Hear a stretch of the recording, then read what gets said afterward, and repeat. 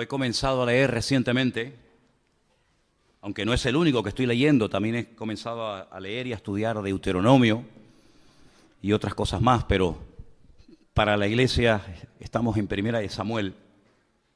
Y recientemente vimos la vida de aquellos dos jóvenes, aquellos dos sacerdotes, hijos de Elí, llamados Ofni y Finés, hombres perversos, como decía en el texto original, ¿se acuerdan?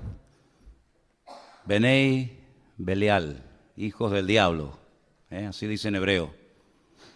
Y qué interesante, cuando terminábamos un culto un día y nuestra hermana Beatriz me decía, tengo un micro secreto, algo que he descubierto de la Escritura, cuando el sacerdote Elí le dice a aquella mujer llamada Ana,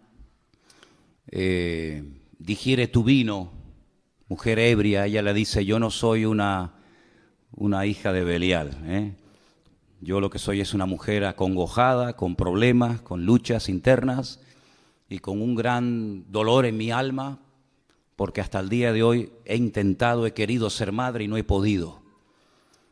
Y yo estoy derramando, le dice ella al sacerdote Elí, mi alma delante del Señor. Entonces el sacerdote Elí la despide en paz y le dice, bueno, que el Señor te conceda la petición de tu corazón. Y ella se va y al poco tiempo queda embarazada y da a luz nada más y nada menos que al que escribió estos libros, Primera y Segunda de Samuel. Digamos que sería el último juez, esa larga lista de jueces. Samuel es el último en la lista, un hombre que estuvo 40 años juzgando al pueblo de Israel. Y en el capítulo 4, después de hablar al pueblo y después de bendecirlo, etc., Israel toma la iniciativa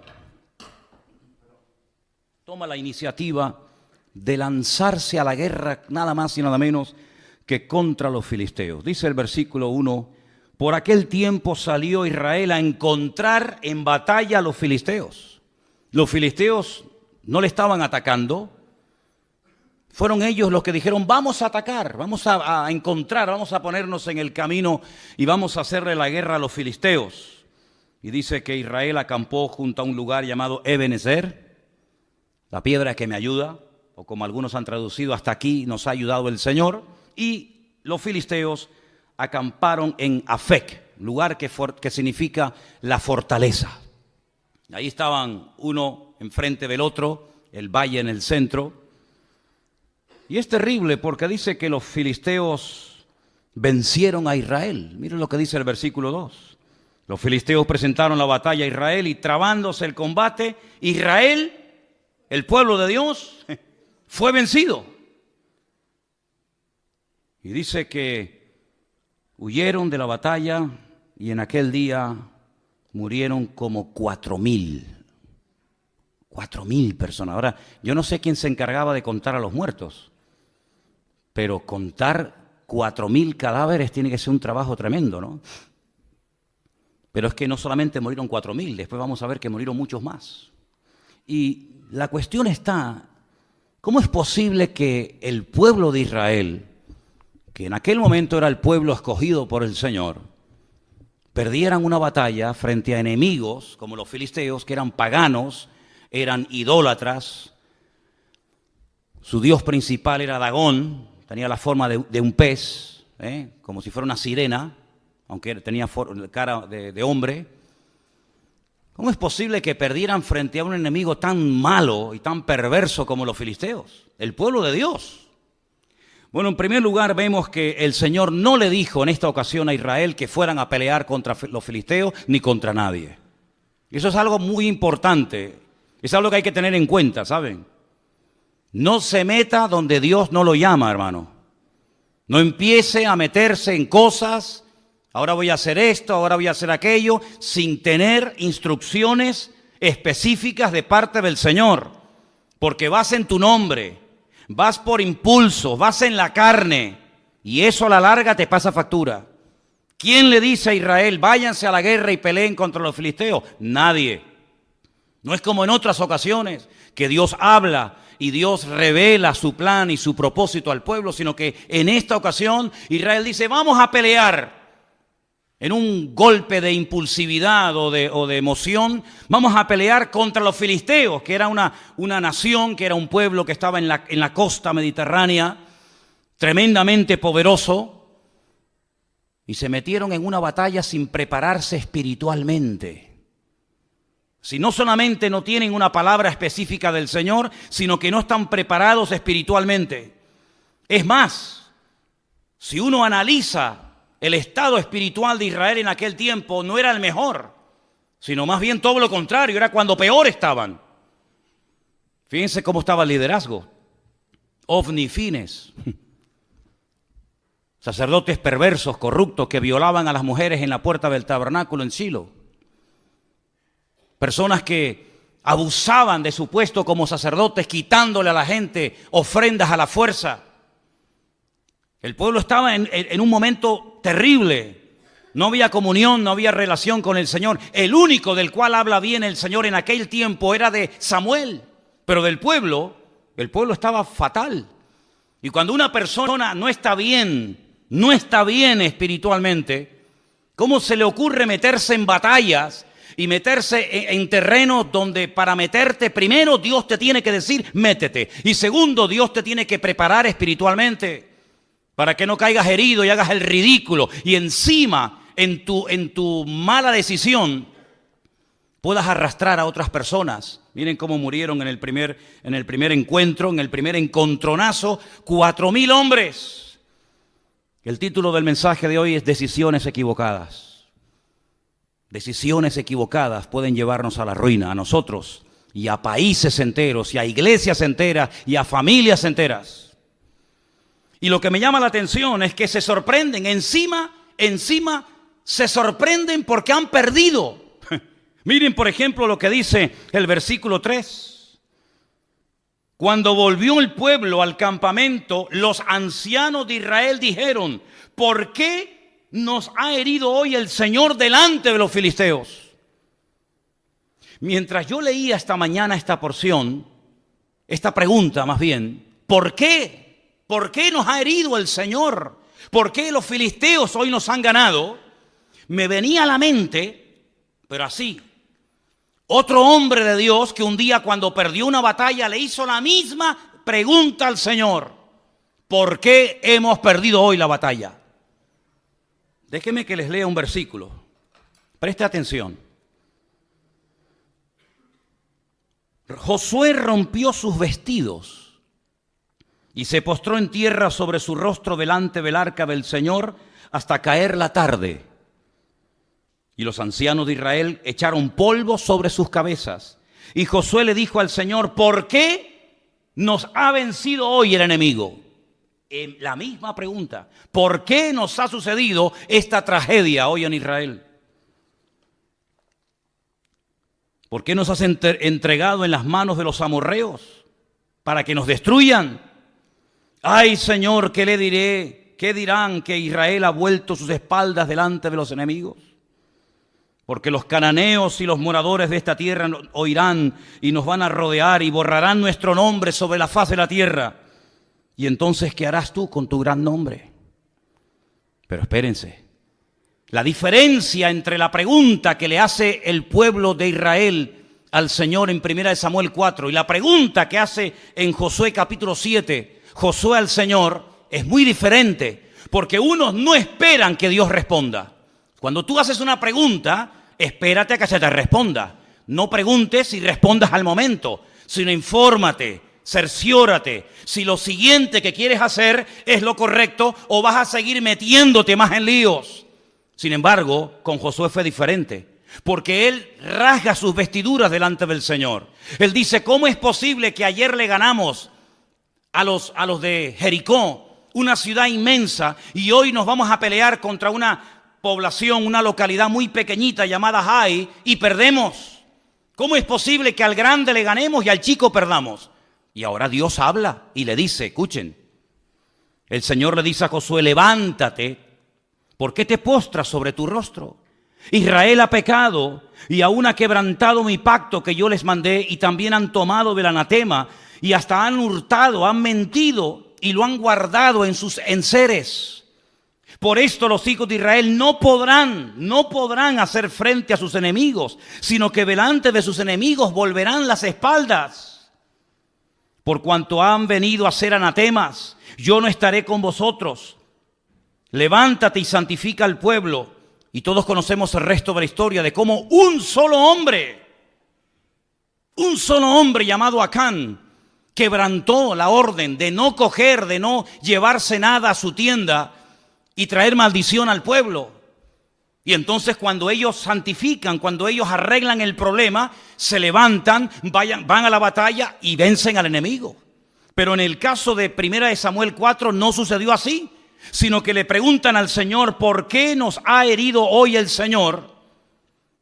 Y no esperan que Dios les hable. Es que a mí me sorprende algunas personas que se enfadan con Dios, se molestan con Dios porque le han salido algunas cosas mal y no tienen la paciencia y la sabiduría de decir, bueno, Señor, ¿en qué he pecado? ¿Qué he hecho mal? ¿Hay algo que tengo que corregir? ¿O sigo en la línea en la que voy y me voy a ir a la ruina yo y todos los que están conmigo? No esperaron en el Señor, no dijeron, bueno, vamos a estar un tiempo en oración, en búsqueda sincera y genuina de parte del Señor, sino que automáticamente preguntan y mira lo que hacen. Versículo 3, traigamos a nosotros de Silo el arca del pacto del Señor para que viniendo entre nosotros nos salve de la mano de nuestros enemigos. Otro error más. Primer error, ir a la guerra sin que Dios te lo diga. Segundo error, no prepararse espiritualmente. Tercer error, trasladar el arca del Señor sin ningún mandato específico, creyendo que el arca del Señor es una especie de amuleto contra la mala suerte, creyendo que es una especie de talismán, creyendo que es una especie de objeto milagroso o de lámpara de Aladino, que en cuanto haga presencia en el campamento de Israel, todos los problemas se van a solucionar inmediatamente.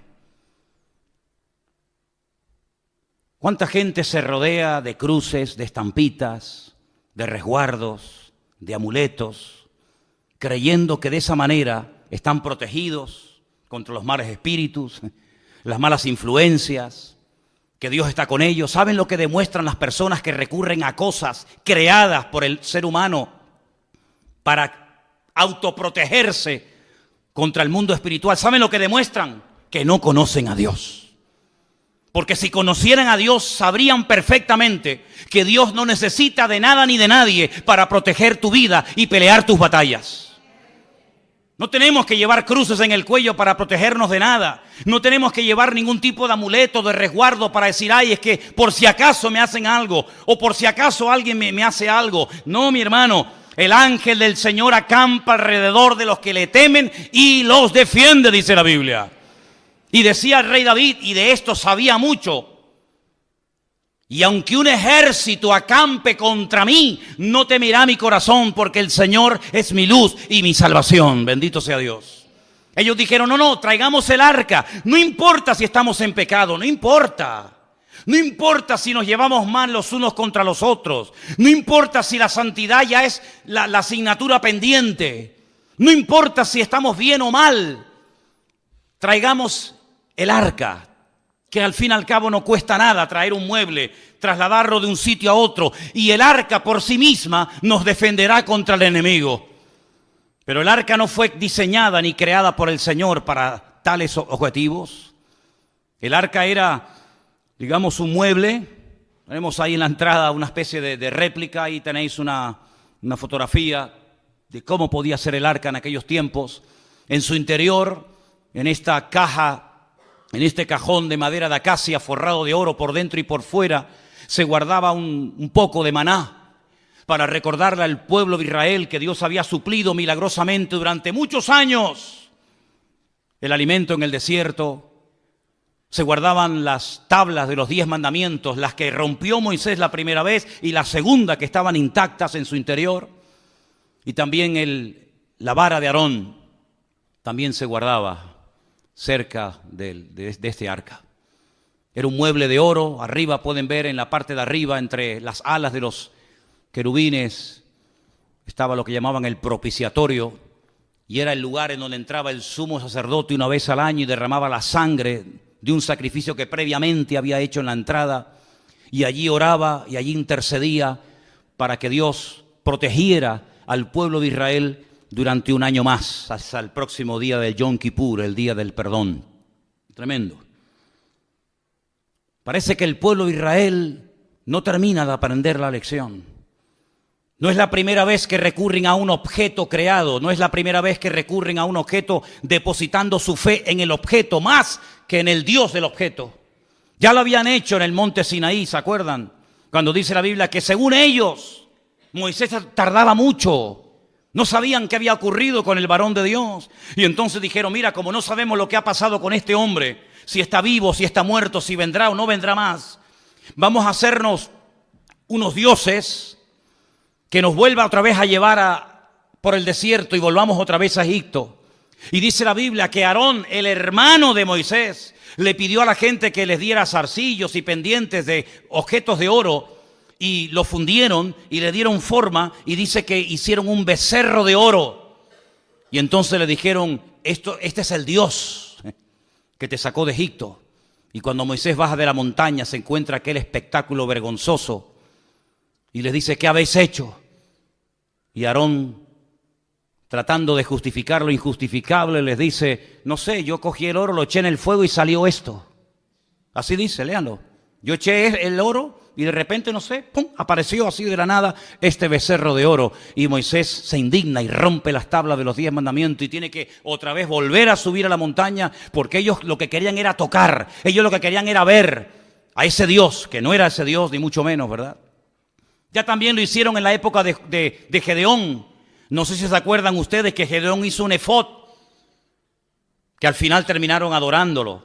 No sé si recuerdan la historia de cuando Moisés peca por murmuración en el desierto y mueren miles de personas. Y el Señor le dice que haga una serpiente de bronce y que la clave en un asta para que la gente cuando la mire, detrás de todo esto hay una explicación extraordinaria. Y dice que aquella serpiente de bronce en los tiempos de los reyes le presentaban incienso y fue objeto de adoración hasta que tuvieron que despedazarla.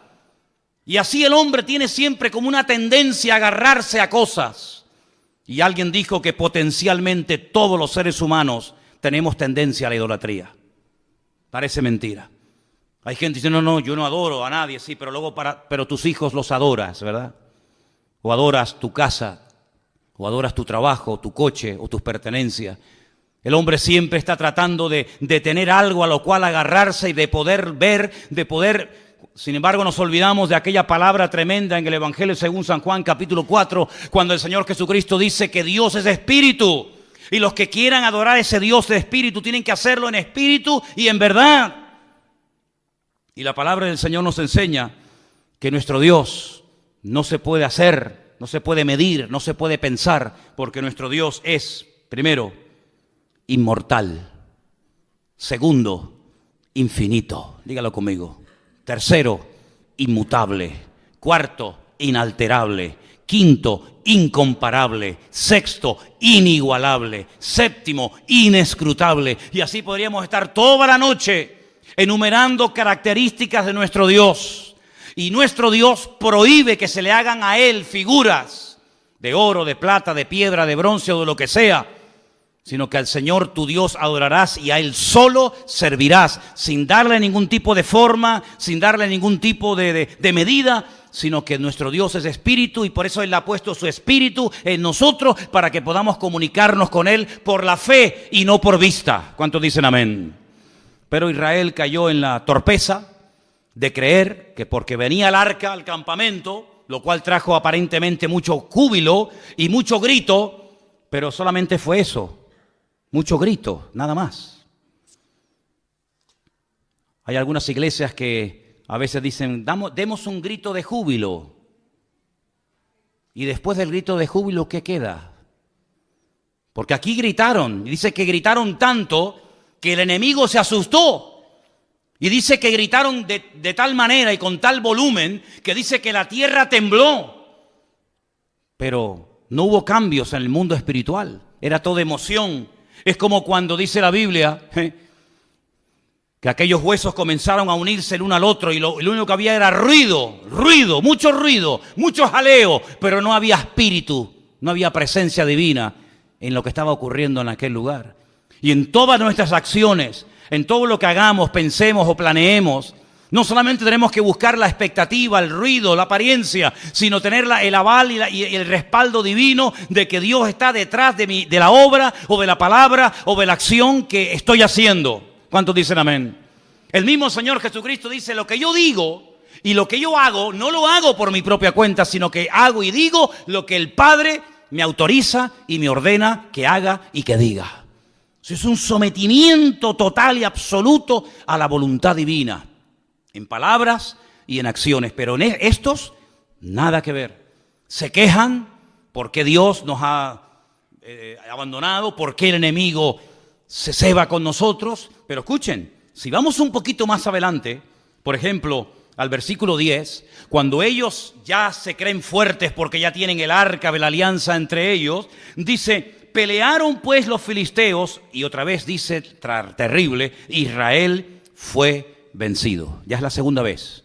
Primera vez te dio una paliza y 4,000 hombres perdieron la vida. Y no aprendes, no hay manera, Vas de mal en peor y sigues y sigues y sigues. Pero ¿cuándo nos vamos a dar cuenta que lo natural es un reflejo de lo espiritual? ¿Cuántos millones de veces tengo que decir lo mismo? Que cuando las cosas van mal, Dios te está dando un mensaje que tienes que saber interpretarlo y tienes que pararte y preguntarle al Señor, Señor, ¿qué está ocurriendo? Porque no es como el mundo dice, bueno, es mala suerte, es una mala temporada, no. Sino que la palabra del Señor nos da principios concretos y específicos para que la victoria no sea algo casual, algo esporádico, sino sea la tónica habitual de nuestra vida. Y cuando en mi vida no hay victoria, cuando en mi vida lo único que hay son desgracias, follones, peleas, divisiones, enfermedades, conflictos, etcétera, etcétera, tienes que pararte, querido. Y tienes que preguntarle a tu Dios, que dicho sea de paso, es un Dios de amor, que quiere lo mejor para sus hijos. Señor, ¿qué estoy haciendo mal? No como esto que le decían, ¿por qué nos has abandonado? No, el problema no está que Dios les ha abandonado. El problema es que ustedes han abandonado a Dios. No le eches la culpa a Dios. Como dicen los inconversos que todos conocemos, ¿y si Dios es tan bueno? ¿No has encontrado gente así? Bueno, si Dios es tan bueno, ¿por qué se mueren los niños de hambre? ¿Y por qué hay guerras por aquí? Como si Dios fuera el culpable de todo eso. Y aquí está esa actitud reflejada. ¿Os dais cuenta que el corazón del hombre, da igual si es en el Antiguo, en el Nuevo Testamento, en la Edad Media o en el tiempo presente, el corazón del hombre es igual? Siempre tratando de buscar el chivo expiatorio. Siempre tratando de echarle la culpa a algo o a alguien, menos a sí mismo. Claro, hemos perdido la guerra porque nos has abandonado. La culpa la tienes tú. Porque yo fui a la guerra, yo afilé mi espada, yo me fui con mi coraza, con mi yelmo, con mi jabalina, me fui preparado, pero tú no me apoyas, tú no estás conmigo, tú no me respaldas y por eso las cosas me van mal en la vida. No caigas en ese error. Los que hablan así son los que no conocen a Dios. Los que conocen a Dios pueden llegar a decir, aunque Dios me mate, lo seguiré adorando, porque yo sé que mi Redentor está vivo. Pero los que hablan así, ¿por qué nos has abandonado? Son los que están mal e intentan condenar a Dios para justificarse a sí mismos. Es como en una de las conversaciones profundas que Job mantiene con Dios, donde él intenta presentar argumentos convincentes. Y hay un momento en el que Dios le interrumpe y le dice, pero querido Job, ¿me vas a condenar a mí para justificarte tú? No, queridos.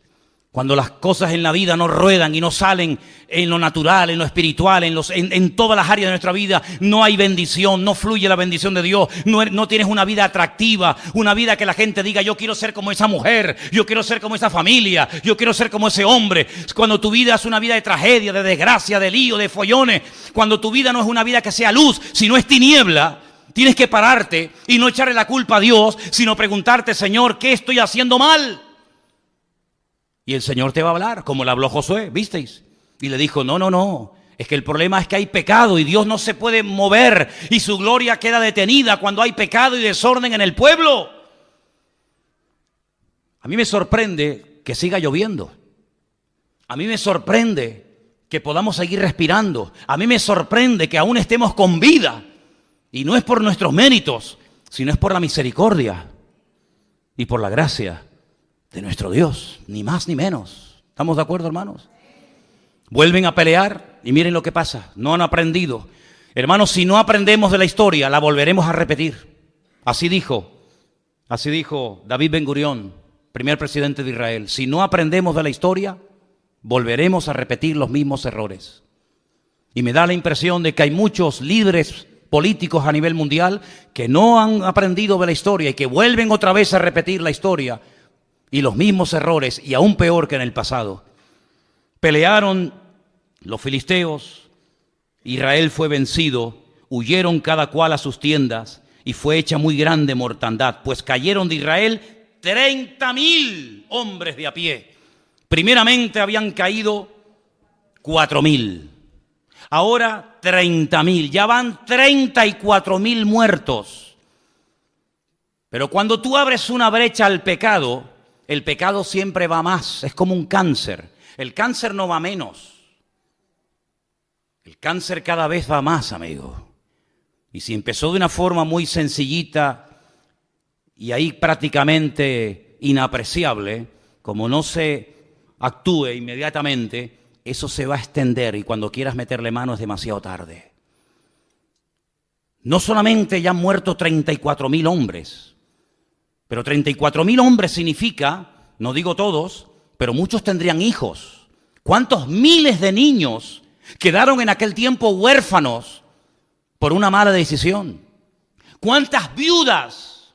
Porque la mayoría de estos hombres que iban a la guerra eran mayores de 20 años. De hecho, si no tenían 20 años o más, no podían ir a la guerra. Y a esas edades, la mayoría de los hombres ya estaban casados. Es decir, que no solamente quedaron miles de niños huérfanos, sino miles de mujeres quedaron viudas por una mala decisión. Pero no solamente fue eso, sino dice que en aquel segundo encuentro de Israel contra los filisteos, los dos hijos del sacerdote Elí murieron, Ofni y Fines. Versículo 17.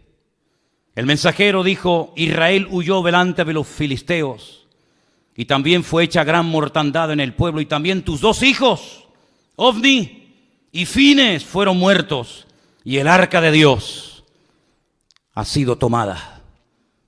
Ya están muriendo hijos por culpa de los padres. Ya no solamente son los padres los que mueren, también son hijos los que están muriendo por las malas decisiones de los padres. Jesús dijo en una ocasión una palabra tremenda, que a veces se cita así muy a la ligera y no nos paramos a pensar en la profundidad que contiene la misma. Él dijo: los tropiezos, no os engañéis, siempre vendrán. Es como cuando dijo: los pobres siempre estarán en el mundo. Cuando queráis podéis ayudar a los pobres. Siglo XIX, siglo XX, siempre habrá pobres, siempre habrá miseria, siempre habrá desigualdades, ¿verdad? Ricos, pobres, los que estén bien, los que estén abajo. Y él dijo: tropiezos, problemas y dificultades siempre vendrán, pero ay de aquel que me haga tropezar a uno de mis hijos y a uno de mis pequeños.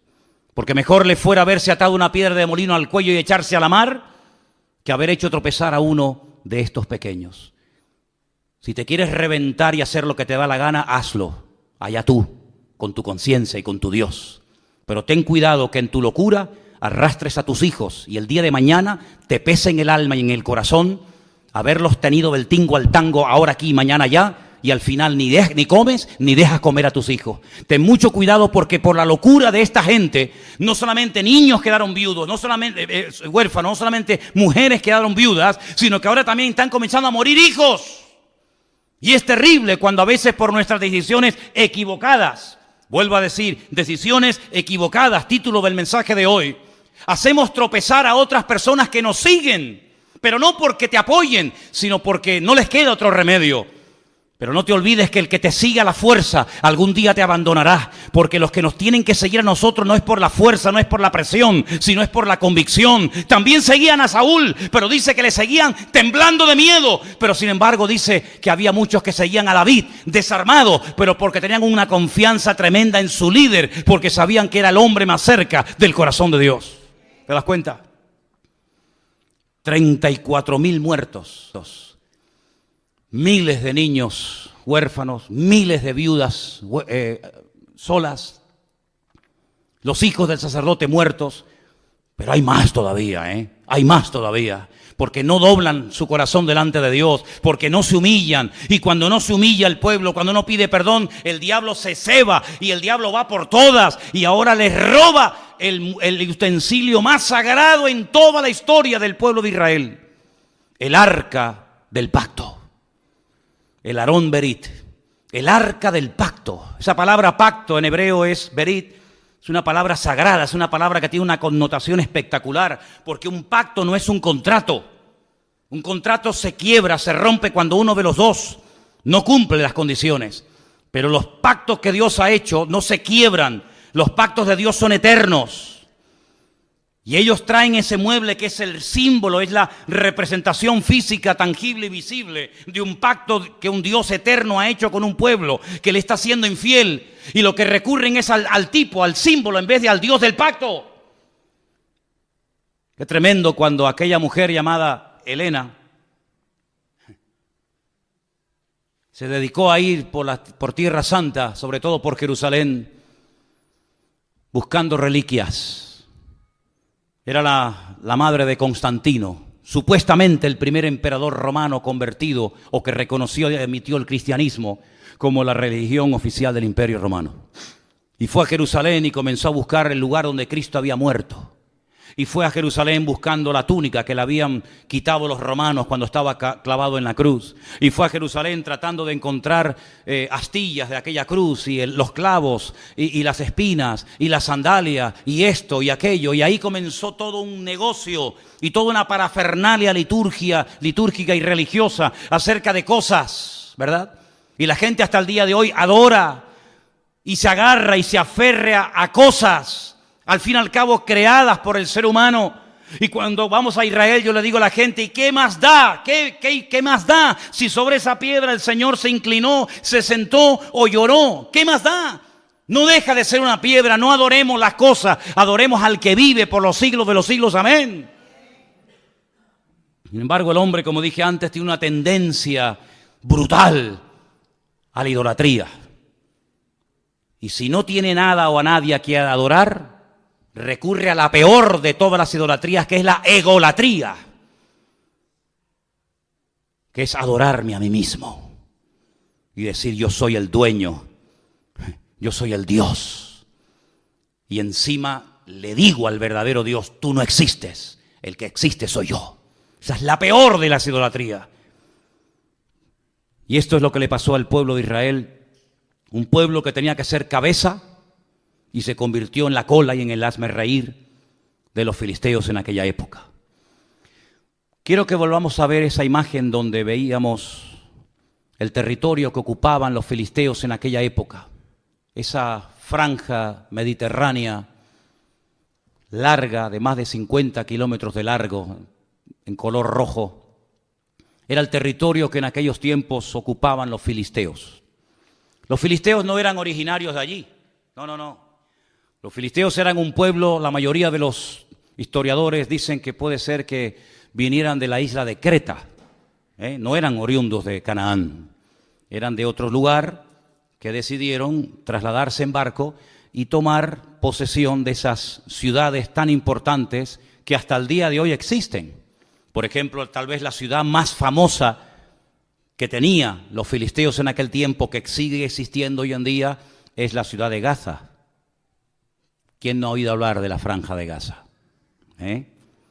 A continuación estaba la ciudad de Askelón, donde murió ¿quién? Sansón, en el templo del dios Dagón. A continuación estaba la ciudad de Asdod. Estamos hablando de ciudades preciosas. He tenido la oportunidad y el privilegio con Elena de visitarlas. La ciudad de Askelón es una belleza de ciudad, Asdod, ni te imaginas. A continuación estaba Ecrón y a continuación estaba Gat. Son las 5 ciudades de los filisteos. Las 5 piedras que David cogió del arroyo era para matar a los 5 gigantes de las 5 ciudades más importantes del Mediterráneo, en aquel tiempo dominadas por los filisteos: Gaza, Asdod, Askelón, Ecrón y Gat. Ellos controlaban la salida y la entrada de mercancías. Los puertos principales, los puertos que en aquel momento operaban, estaban allí. Y ellos podían otear al horizonte las naves que venían con suministros y también controlaban la mercancía que salía del país. Es decir, los filisteos eran expertos en oprimir la economía del país. Eran expertos en decir, esto entra o esto no entra. Esto sale o esto no sale. Es decir, no eran enemigos que solamente peleaban cuerpo a cuerpo con Israel, sino eran enemigos que atacaban el suministro de mercancías, ¿verdad? Toda la infraestructura de los filisteos era precisamente evitar que económicamente el país prosperara, porque ellos eran los que permitían o impedían que las mercancías entraran o salieran del país. Qué interesante, ¿verdad? Cómo cada uno de los enemigos que se afincaron en la tierra de Canaán, cada uno de ellos tenía su característica. Qué tremendo cuando aquel filisteo desafía al pueblo de Dios. Lo vamos a ver más adelante en estos próximos días en el libro de Samuel.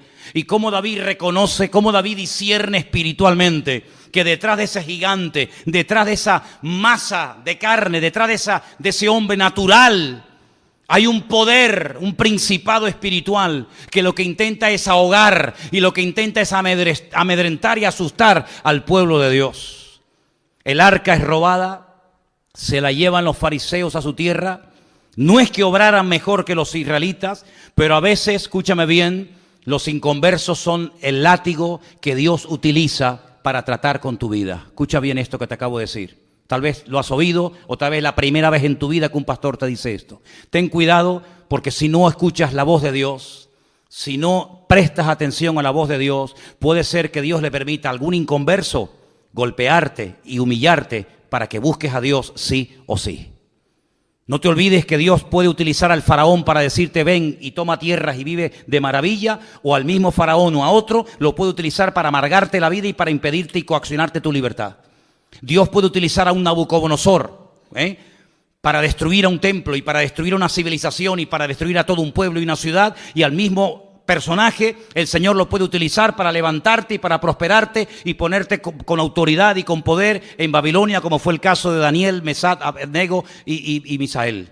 No te olvides que Dios puede utilizar a un Ciro, ¿verdad?, para volver a reconstruir el templo, o puede utilizarlo para destruir el templo. En otras palabras, Dios quiere tratar con tu vida sí o sí.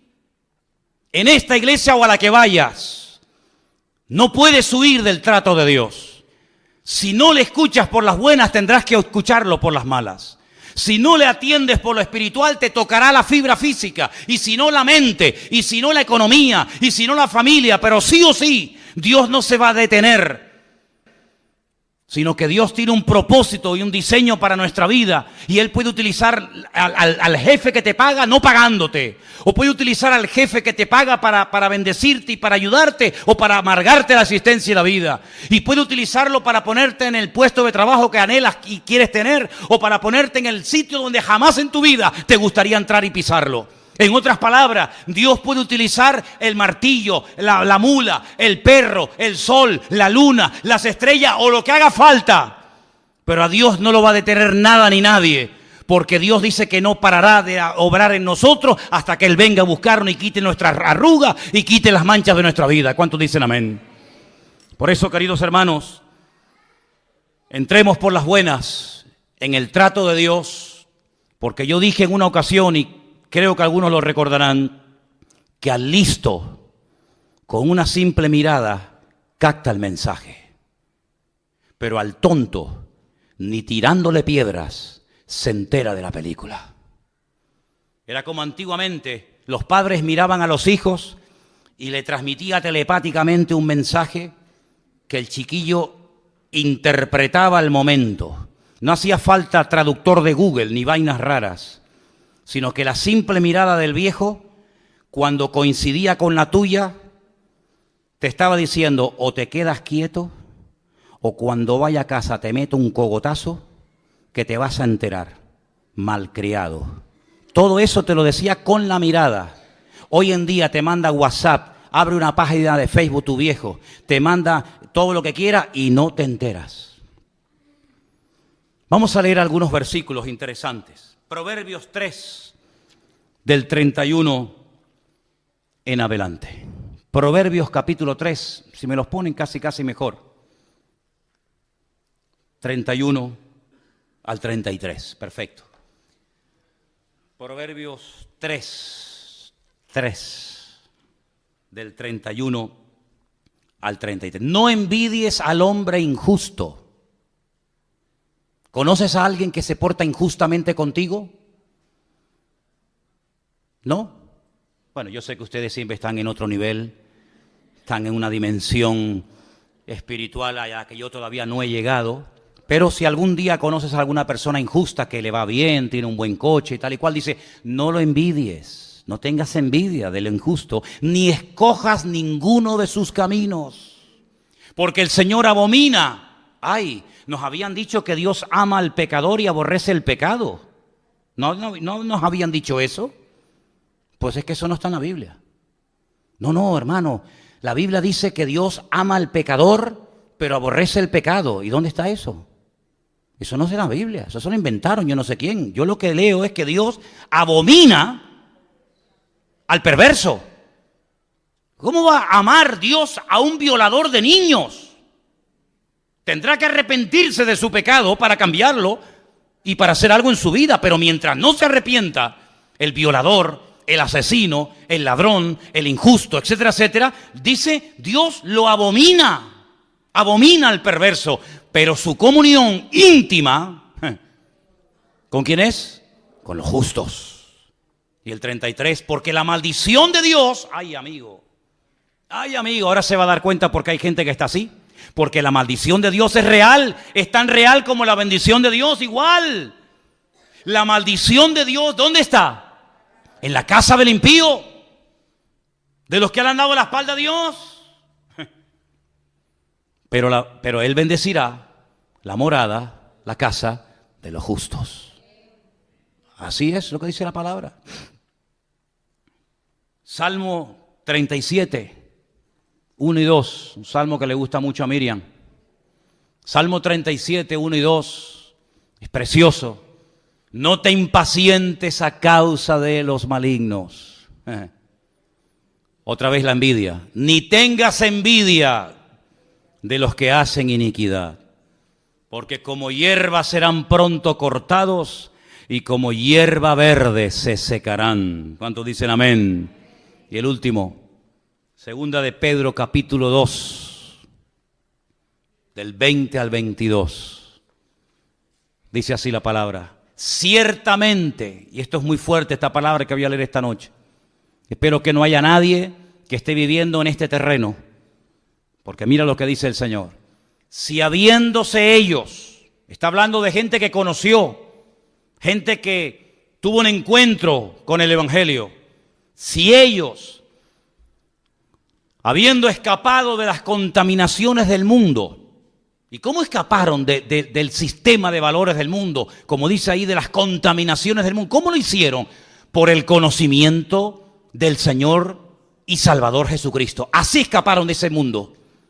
No por fuerza de voluntad. No porque dijeron, bueno, yo me voy a proponer no juntarme con gente mala, voy a intentar cambiar. No es por ese sistema. Sino que hay gente que escapó, logró salir de las contaminaciones del mundo por el conocimiento del Señor y Salvador Jesucristo. Eso está bien claro, ¿sí o no? ¿Sí o no? Dice, enredándose otra vez en ellas, son vencidos, claro. Su postrer estado viene a ser peor que el primero. Porque mejor les hubiera sido no haber conocido el camino de justicia, que después de haberle conocido, volverse atrás del santo mandamiento que les fue dado. Pero les ha acontecido lo del verdadero proverbio, que el perro vuelve al vómito y la puerca lavada a revolcarse en el cieno. Ay, amigo, más claro agua, ¿eh? Aunque usted no lea esto en hebreo, ni en arameo, ni en griego, usted lo entiende perfectamente. Yo tengo que decir como pastor, y me gustaría decir todo lo contrario, pero mentiría si lo hiciera, que nunca he conocido a nadie que se haya apartado de los caminos del Señor, que su vida haya sido una maravilla. Si así fuera, más de uno se vería tentado a decir, oye, separándome del Señor, vivo mejor.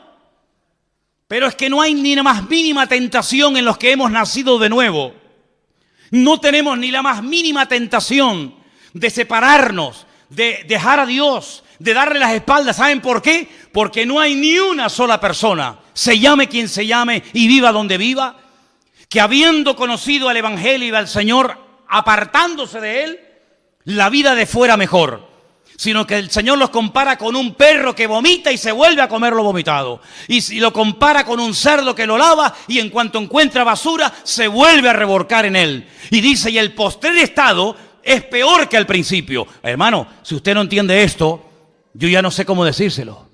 En otras palabras, este pueblo quiere arreglar externamente lo que solamente se puede arreglar internamente. Mira, no le estés regalando tantas flores a tu mujer y después la estás engañando con otra. ¿Me entendiste? Toma, mi amor, un ramito de flores. Es que yo no quiero flores, yo quiero tu corazón. Yo quiero tu fidelidad. Mira, te voy a llevar esta noche a cenar. Métete la cena por donde te quepa. Le diría alguna. Yo no quiero que me des cena. Yo lo que quiero es que estés más tiempo en casa con tu mujer y con tus hijos. Así era Israel. No se arrepienten, no buscan de Dios, no viven en santidad, no ponen sus vidas en orden, pero tráiganos el arca, que trayéndonos el mueble se arregla todo. Es como aquellos que dicen, no, yo tengo una Biblia y te enseñan una Biblia así. ¿Y para qué la quieres? Y el crucifijo, y el rosario, y tantas cosas externas, que lo único que hacen es dar una pincelada de cristianismo, pero tu corazón está lejos. Como decía el Señor, aquellos fariseos de la época, con su boca me adoran, pero su corazón está lejos de mí. Y su temor de Dios no es más que puro mandamiento aprendido de memoria, de padres a hijos, de generación en generación.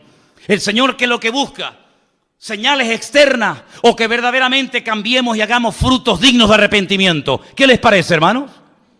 Pues eso es lo que buscaba el Señor en este pueblo en aquel tiempo, y lamentablemente no lo encontró. Quiero terminar contándoles una historia real de un hombre que era científico y viendo cómo estaba el mundo tan deteriorado, tan pésimas condiciones, intentó en su laboratorio encontrar la respuesta a los males del mundo. Y ahí estaba de noche y de día con sus fórmulas químicas y matemáticas y esto y aquello, tratando de encontrar algo, no sé, algo, una pastilla, un remedio para los problemas del mundo. Pasaba horas y días, semanas enteras en su laboratorio, tratando de encontrar el remedio para los males del mundo. Y cuando estaba allí metido con todo su trabajo y con toda la faena, de repente entra en el laboratorio su niño pequeño de 6, 7 años, revoltoso, toqueteando, jugueteando con todo. Y el padre sabe que no va a poder seguir trabajando porque el chiquillo era muy inquieto. Y entonces no se le ocurre otra cosa al padre que coger una revista donde hay un mapa del mundo, lo arranca, la corta en pedacitos y le dice al niño, toma, tú solo, quiero que arregles el mundo, quiero que pongas cada continente y cada ciudad en su sitio, cada país en su sitio. Y le da esas hojas del mapa rotas y un trozo de una cinta adhesiva para que lo arregle y se lo traiga al padre. El padre dice, bueno, ahí lo tendré aburrido y me dejará trabajar tranquilo. Al poco rato, el niño se acerca al padre y dice, papá, ya está todo arreglado. El padre le dice, no puede ser, no puede ser. A ver, muéstrame qué es lo que has hecho. Y efectivamente, le muestra el mapa perfecto, todo pegadito con cinta adhesiva, cada país en su sitio, cada continente en su sitio, todo en su lugar. El padre se queda sorprendido y le dice, pero hijo, ¿cómo has sido capaz tan rápido, sin conocer tú al mundo, sus ciudades, sus países, sus continentes, ¿cómo has sido capaz de arreglarlo tan rápido? Y le dice, papá, es que yo no sé arreglar el mundo, pero cuando arrancaste la hoja, yo vi que por detrás había la figura de un hombre. Y entonces lo que yo hice fue arreglar primeramente la figura del hombre, que la conozco. Puse los brazos del hombre en su sitio, las piernas, la cabeza, y cuando arreglé al hombre, le di la vuelta y había arreglado el mundo.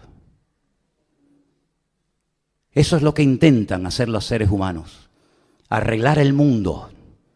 Pero para arreglar el mundo, primeramente hay que arreglar el corazón del hombre. Y el corazón del hombre no lo puede arreglar nadie, más que solamente su Creador, porque Él sabe perfectamente cada cosa en su sitio y cómo poner cada pieza en su lugar. Y entonces, cuando arreglemos nuestra vida, podremos optar por arreglar el mundo, por meternos en la vida de los demás, por ir a batallas guiados por el Señor y no por impulsos carnales, tomando decisiones equivocadas, que lo único que traen es humillación, vergüenza y muerte. ¿Cuántos dicen amén? Cierra tus ojos en esta tarde ahí donde estás. Aleluya. Gracias, mi Señor.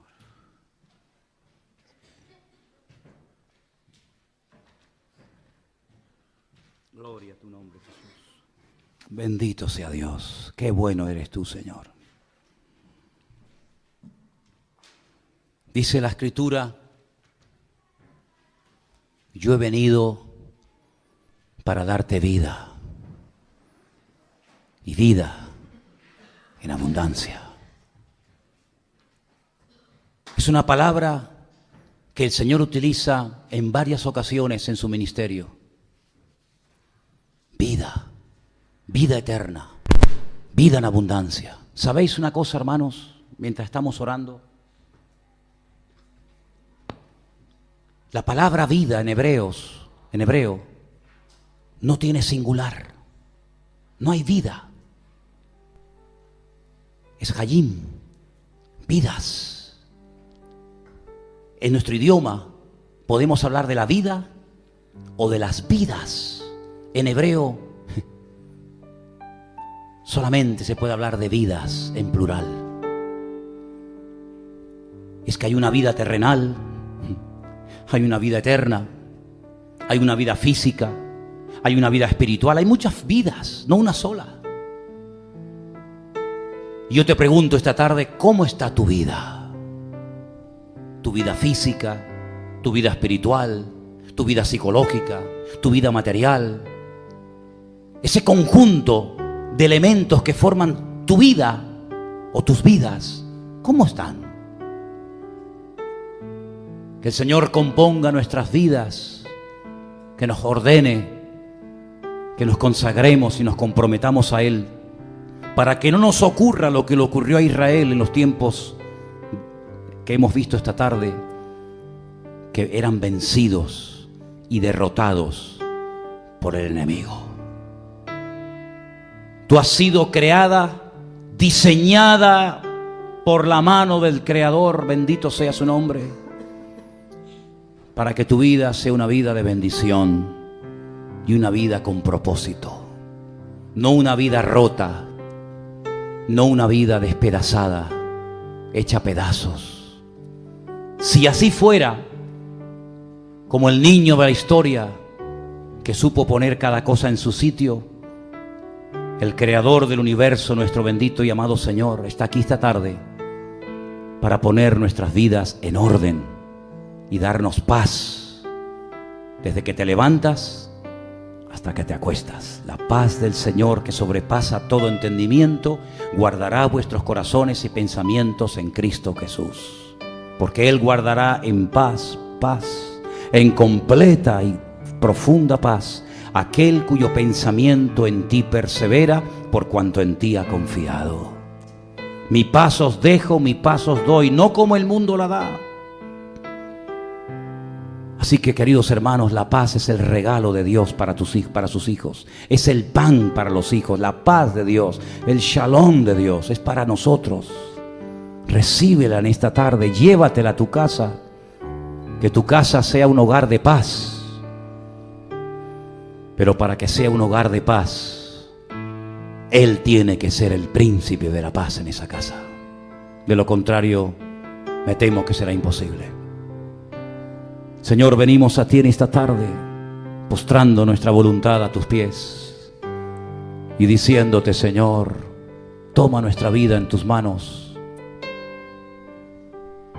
y opera en nosotros tu perfecta y maravillosa voluntad, Señor Jesús. Ora al Señor ahí donde estás. Ora al Señor. Preséntale su vida. Encomiende al Señor su camino. Confíe en Él, que Él lo hará.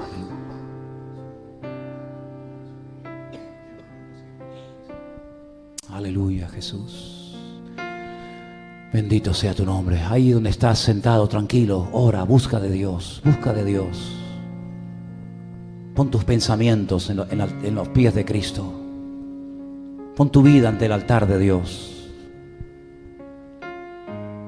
Jesús. Disfruta de estos momentos. Aleluya. Gracias, Señor.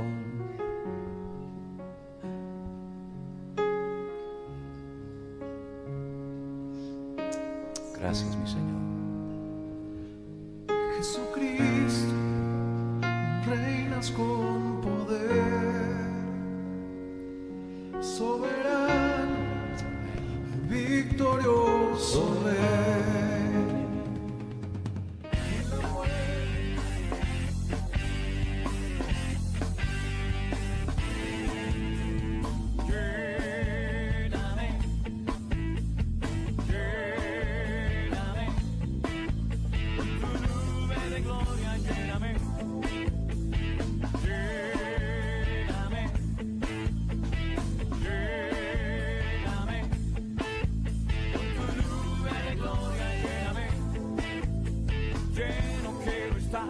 De tu poder, vida en abundancia.